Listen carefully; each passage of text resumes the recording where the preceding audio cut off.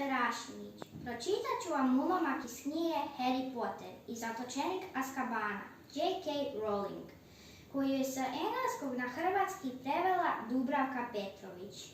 Iako je za svoju dob još uvijek bio prilično sitan i mršav, Harry je protekle godine ipak narastao nekoliko centimetara. Njegova crna kosa nije se, međutim, nimalo promijenila i dalje je bila neposlušna i raspuštrana, unatoč svim njegovim naporima da je ukroti. Oči iza naočala bile su izrazito zelene boje, a na čelu mu se kroz šiške jasno vidio tanak ožiljak u obliku munje.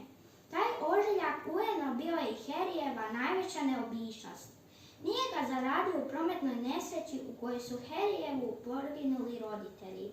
Kako su Dursleyevi uporno tvrdili već dobih 10 godina, zato što je Lily i James Potter uopće nisu poginuli u prometnoj nesreći, umrli su od ruke najstrašnijeg crnog maga.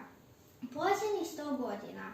Lorda Voldemortova Harry je taj napad za razliku od njih preživio bez jedne ozljede. Izuzme li se njegov ožiljak na čelu, Voldemortova kletva nije ga ubila, nego se odbila od njega i pogodila čarobnjaka, od kog je i potekla, jedva izvukavši živu glavu. Voldemort je pobjegao.